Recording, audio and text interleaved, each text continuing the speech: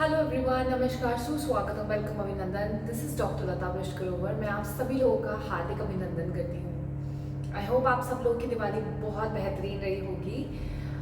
IBS के लिए और ओसीडी के लिए बहुत कॉमन और रेगुलर क्वेश्चंस यूट्यूब पे भी और इंस्टाग्राम पे भी हमारे पास आ रहे थे, तो मुझे लगा मुझे इन दोनों में से एक फिजिकल डिसऑर्डर है और एक मेंटल डिसऑर्डर है। तो पहले आज हम जो टॉपिक लेने वाले हैं वो हम मेंटल डिसऑर्डर का लेने वाले हैं।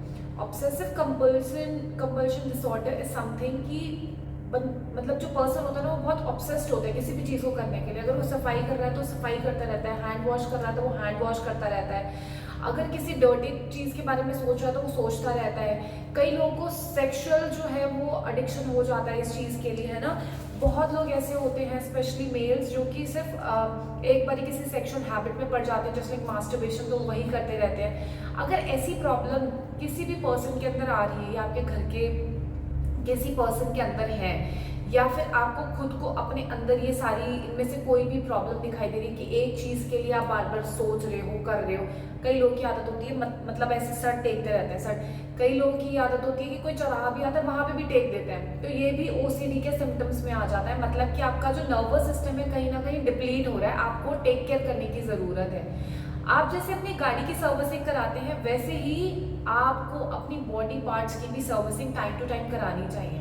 अगर आप नहीं कराएंगे तो लिवर खराब हो सकता है, नर्वस सिस्टम खराब हो सकता है, आपकी किडनीज पे इफेक्ट पड़ता है, आपके लंग्स पे इफेक्ट पड़ता है, सब चीज़ों पे इफेक्ट पड़ता है क्योंकि आप इन सब चीज़ों का यूज़ कर रहे हैं। काम वाली को अगर आप पैसे नहीं देंगे तो आपके घर का काम नहीं करेगी। सेम ऐसे ही आप अपने बॉडी पार्ट से कुछ ना कुछ काम करवा रहे हैं, तो इट इज़ वेरी नीडेड कि आप उसको कुछ ना कुछ सैलरी प्रोवाइड करें। अब सैलरी में आप जो अच्छे टॉनिक्स होते हैं होम्योपैथिक, आप वो प्रिस्क्राइब आप इजीली ले सकते हैं किसी भी होम्योपैथिक मेडिकल शॉप पे जाके।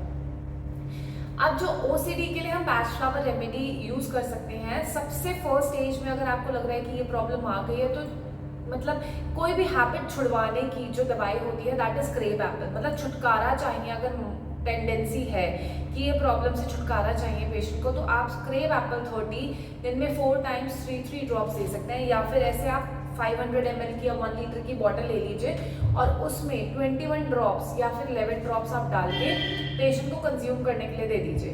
दिन भर में वो वाटर दोबारा बनाइए, दोबारा कंज्यूम करना है। मतलब at least 3 to 4 litre water person consume करे। बट ऐसा ना हो कि जो पेशेंट है उसका बॉडी वेट ही 20 kg हो।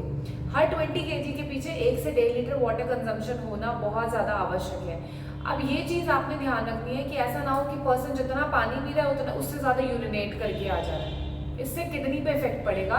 तो उस चीज़ के लिए भी आपने ध्यान रखना है कि आपने जो है पेशेंट को पानी देना है, पर सही तरीके से पानी देना है, ठीक है।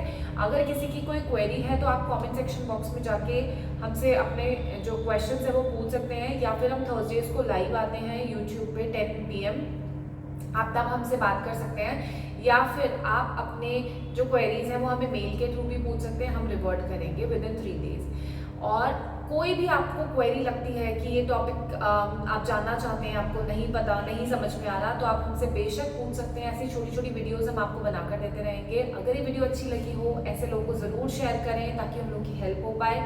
Thank you so much, God bless you all, thank you.